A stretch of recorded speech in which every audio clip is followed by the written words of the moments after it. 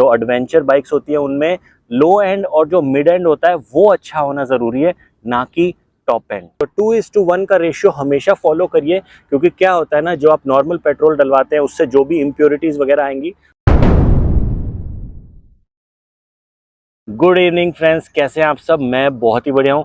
आज टेम्परेचर है 42 degrees Delhi NCR में, बहुत ज़्यादा गर्मी है। मैं बस इसी वेट में था कि थोड़ा सा शाम को मौसम अच्छा हो, थोड़ी सी धूप कम हो, तो हम चलते हैं आप लोगों से थोड़ी बातचीत करते हैं। तो आज का टॉपिक आप लोगों ने देख ही लिया होगा थंबनेल में। तो लास्ट 2-3 वीडियो में मैंने बताया था लोगों को कि आप अपनी ऑल न्यू हिमालयन का जो इंजन है उसको थोड़ा सा स्मूथ और कैसे कर सकते हैं। कुछ लोगों ने मुझे डीएम करा, I am really thankful to them to trust me on that part. उन लोगों को मैंने वो चीज़ बताई भी, और शायद जिन जिन को बताया था उन्होंने वो चीज़ फॉलो भी करी होगी। तो आज हम थोड़ा सा डिटेल में बात करते हैं। मैं आपको 7 या 8 ऐसे की पॉइंट्स बताऊंगा जिससे आपकी बाइक की ऑल न्यू हिमालयन की परफॉर्मेंस तो अच्छी हो ही सकती है, साथ ही साथ जो इसकी लाइफ है वो भी बढ़ सकती है। क्योंकि यार this is a machine, machinery को आप जैसे रखेंगे वो वैसे ही आपको रिटर्न में उसका रिजल्ट देगी। चाहे वो बाइक हो, चाहे वो कार हो, चाहे वो आपकी साइकिल हो, चाहे स्कूटर हो, मशीनरी को अच्छे से रखना बहुत ज़रूरी है, उसका ध्यान करना बहुत ज़रूरी है। कुछ लोग क्या करते हैं, सर्विस डिले कर दी, कोई छोटा सा अगर इशू है उसको लंबा खींच दिया, कल करा लेंगे, परसों करा लेंगे, उसके बाद कंप्लेन करने से कोई फ़ायदा नहीं। क्योंकि मशीन हमारी एक बॉडी की तरह है, जैसे हम अपनी बॉडी का ध्यान रखते हैं ऐसे ही हमको सेम तरीके से अपनी मशीन का भी ध्यान रखना है, तभी वो रिटर्न में हमको अच्छा परफॉर्मेंस देती है। तो बिना देरी करे हुए शुरू करते हैं। एक एक पॉइंट में डिस्कस करूंगा और आप लोगों को सारा समझाता हूँ। चलिए, सो फर्स्ट एंड फॉरमोस्ट सबसे इम्पॉर्टेंट चीज़ हमारे इंजन में होती है इंजन ऑयल। रॉयल इनफील्ड बोलता है ऑल न्यू हिमालयन में जो आप इंजन ऑयल चेंज करेंगे वो करेंगे 10,000 किलोमीटर्स के बाद। मैं नहीं मानता। 10,000 किलोमीटर्स तक जो ऑयल की क्वालिटी है वो बहुत ज़्यादा ख़राब हो जाती है। मैक्स टू मैक्स आप इंजन ऑयल चेंज करिए बिटवीन 4,000 टू 5,000 किलोमीटर्स, और उसके बाद आप अपनी बाइक की परफॉर्मेंस देखना कितनी एनहेंस हो जाती है। इंजन ऑयल 10,000 किलोमीटर्स तक मत चलाइए। तो अब आते हैं सेकंड पॉइंट पे, जो कि है परफॉर्मेंस एयर फिल्टर। अब परफॉर्मेंस एयर फिल्टर कौन सा लगवाना है वो मैं आपको नहीं बताऊंगा, क्योंकि हम यहाँ पे किसी ब्रांड को प्रमोट नहीं कर रहे हैं। तो depending on your budget and availability you can choose any performance air filter. Performance air filter से जो आपका एयर फ्लो होता है वो अच्छा हो जाता है, और जो इंजन की परफॉर्मेंस है वो और इन्हेंस होती है, और जो भी स्टॉलिंग होती है वो आपको नहीं मिलेगी अपनी बाइक में। मोस्टली क्या होता है, जब आप हिल्स में जाते हैं तो जैसे जैसे आप ऊपर जाते रहते हैं बाइक में स्टॉलिंग का इशू आता है कई बार। तो जब आपकी बाइक में परफॉर्मेंस एयर फिल्टर होगा तो वो बहुत ज़्यादा मिनिमाइज हो जाता है। ये ट्राइड एंड टेस्टेड है। तो अब आते हैं हम थर्ड पॉइंट पे। सो जो थर्ड पॉइंट है वो है फ्यूल एक्स प्रो। काफ़ी सारे लोग अपनी ऑल न्यू हिमालयन में और भी बाइक्स में fuel x pro already use कर रहे हैं, काफ़ी अच्छा रिस्पॉन्स देता है।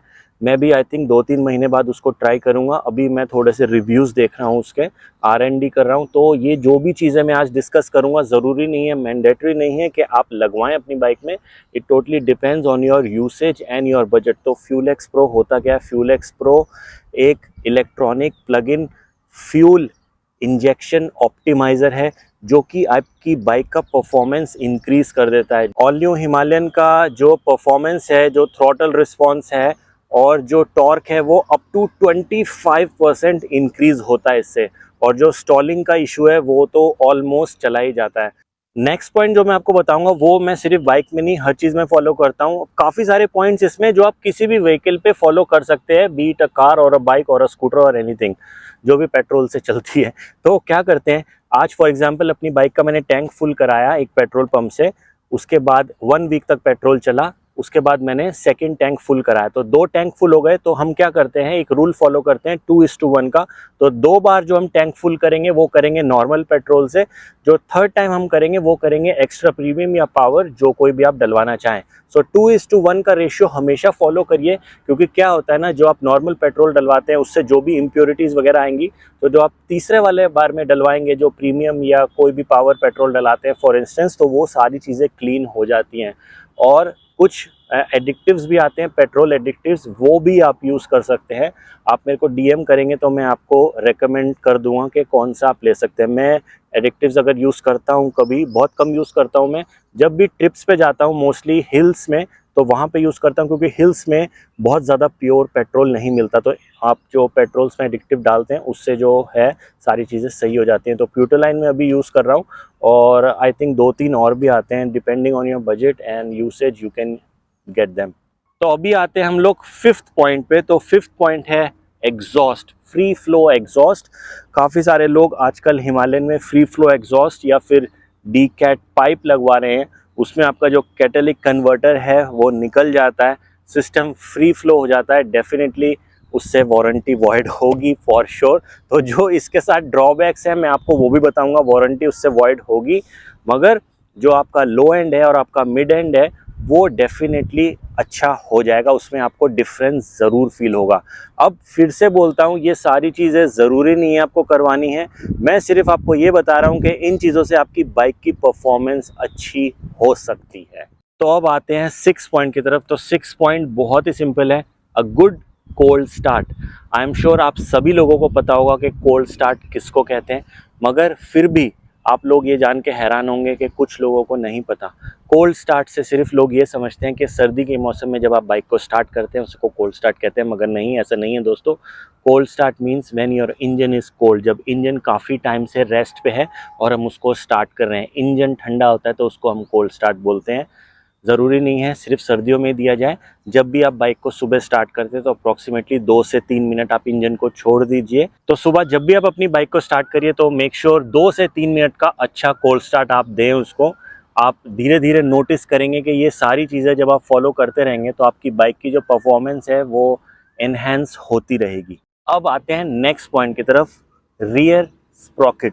तो जो रियर स्प्रॉकेट है 49 टीथ का अगर आप रियर स्प्रॉकेट डालते हैं तो जो बाइक का लो एंड है और जो मिड एंड है वो डेफिनेटली इंक्रीज़ होता है।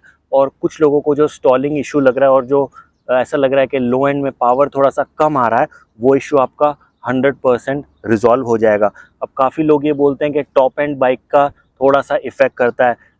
दोस्तों ये एक एडवेंचर बाइक है, adventure touring bike. So these bikes are not meant for top speed. ये टॉप स्पीड पे ये बाइक्स कोई भी नहीं चलाता है।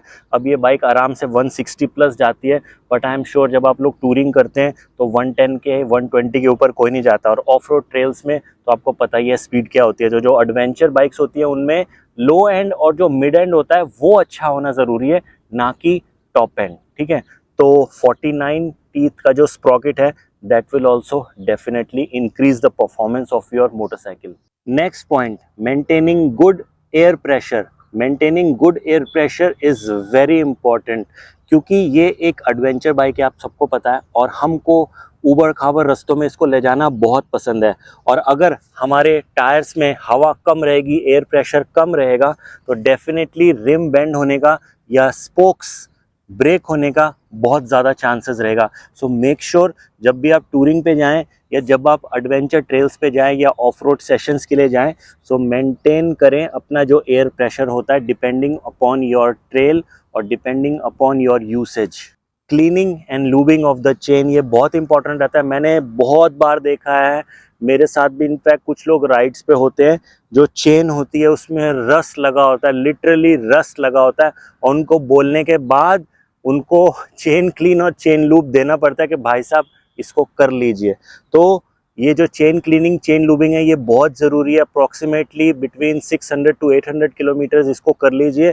अगर आपको नहीं आता है तो सर्विस सेंटर पे जाइए, वहाँ वो चार्ज करके आपको कर देंगे, but keep a good chain cleaner and a chain lube with you all the time. ये बहुत इंपॉर्टेंट रहता है, क्योंकि उससे आपकी चेन की लाइफ, आपके स्प्रॉकेट की लाइफ, सब चीज़ें अच्छी चलती हैं। वो कहते हैं ना हमेशा कि हाथी खरीदना आसान होता है मगर पालना मुश्किल है। खैर ये हाथी तो नहीं है, मगर किसी भी चीज़ के लिए, किसी भी व्हीकल के लिए मेरा ये एक ही थंब रूल रहता है, चाहे वो कार हो, चाहे वो स्कूटर हो, चाहे बाईसाइकिल हो, चाहे मोटरसाइकिल हो, कुछ भी हो, आप अगर उसकी केयर नहीं रखेंगे तो वो आपको रिटर्न में वैसा परफॉर्मेंस नहीं देगा जैसा का सोच के आपने उस चीज़ को लिया था। आप टाइम टू टाइम उसकी सर्विस कराइए, सर्विस को मिस ना करिए। मैं क्या करता हूँ, मैं सर्विस आने तक की वेट नहीं करता हूँ। जैसे फॉर एग्जांपल 10,000 पे सर्विस है मेरी कार की या बाइक की, तो मैं उसको 8,000 पे करा दूंगा। इससे भी बहुत परफॉर्मेंस इंक्रीज होती है, क्योंकि इंजन ऑयल जल्दी चेंज होता है। जितना अच्छा इंजन ऑयल आपका रहेगा, जितनी अच्छी क्वालिटी इंजन ऑयल की रहेगी, उतना आपका इंजन स्मूथ रहेगा, क्लीन रहेगा, अच्छा रहेगा। जो आपका क्लच है वो भी अच्छा रहेगा। आप अगर 10,000 रॉयल इनफील्ड बोल रहा है, आप उसको अगर 10 चलाते हैं, 12 चलाते हैं, 15,000 तक खींचते हैं ऑयल को, अरे यार ऑयल तो ठीक है चल जाएगा थोड़ा सा, थोड़े टाइम में आप ये फील करेंगे कि आपका क्लच भी वॉर्न आउट हो जाएगा, आपके इंजन में भी इश्यूज आने शुरू हो जाएंगे। तो इंजन ऑयल वाला जो मैंने पॉइंट बताया उसको बहुत अच्छे तरीके से फॉलो करिएगा। मैक्सिमम 5,000 किलोमीटर्स, उससे ज़्यादा आप अपने ऑयल को मत चलाइएगा। तो यार यही था मेरी तरफ से, और मैंने सोचा थोड़ी बहुत चीज़ें हैं जो आपको बता दूं ताकि आपकी बाइक की परफॉर्मेंस इंक्रीज़ हो सके। अब फिर से बोलता हूं, काफ़ी सारी इसमें जो चीज़ें हैं वो कुछ एक्सपेंसिव भी हैं। जैसे फ्यूल एक्स प्रो आ गया, वो आई थिंक 11-12,000 के आसपास का आता है, तो ज़रूरी नहीं आप उसको लगाइए। मगर जो मेंटेनेंस वाला पार्ट बताया मैंने, जैसे कि कोल्ड स्टार्ट हो गया, टायर प्रेशर हो गया, और बाकी छोटी छोटी चीज़ें हो गई जैसे चेन क्लीनिंग हो गई, ये सारी चीज़ें भी आप अगर अपनी बाइक में ध्यान रखेंगे तो आपकी बाइक की परफॉर्मेंस अच्छी होती रहेगी। और हाँ, इंजन ऑयल चेंज करना ना भूलिएगा। 10,000 किलोमीटर तो प्लीज़ भूल जाइए, 10,000 किलोमीटर मत चलाइएगा इंजन ऑयल को। बाइक धीरे धीरे आपकी प्रॉब्लम देने लगेगी। और एग्जॉस्ट के बारे में जो मैंने बताया, तो वो डेफिनेटली अगर आप कैटेलिक कन्वर्टर को हटाते हैं और जो पाइप लगवाते हैं उससे वारंटी वॉइड होगी। तो ये चीज़ें आप अपने रिस्क पे करिएगा। मैंने सिर्फ आपको ये एडवाइस करा कि हाँ, इस चीज़ से परफॉर्मेंस इंक्रीज़ होगी। लगाना ना लगाना, उसके जो ड्रॉबैक्स हैं और सारी चीज़ें, वो आप लोग देख के चलिएगा, क्योंकि मैं तो अभी उस चीज़ के साथ नहीं जाऊँगा, क्योंकि वारंटी में इशू आते हैं। ठीक है जी, तो वीडियो छोटा सा ही रखते हैं, यहीं पे एंड करते हैं। बाकी अगर आपके कुछ सजेशंस हो या कुछ पॉइंट मैंने मिस कर दिया हो, इंसानों गलती तो हो जाती है, आप लोग सजेस्ट कर दीजिएगा क्या मैंने मिस कर दिया, या बता दीजिएगा। और अगले वीडियो में मिलते हैं। Till then you guys take care, have a nice day. अगर आपको लगा कि ये वीडियो थोड़ा सा भी यूज़फुल था तो सब्सक्राइब का बटन हिट करे बिना मत जाइएगा, और मुस्कुराते रहिए। जल्दी से मिलते हैं किसी नई वीडियो में, तब तक you guys take care, have a nice day and bye bye.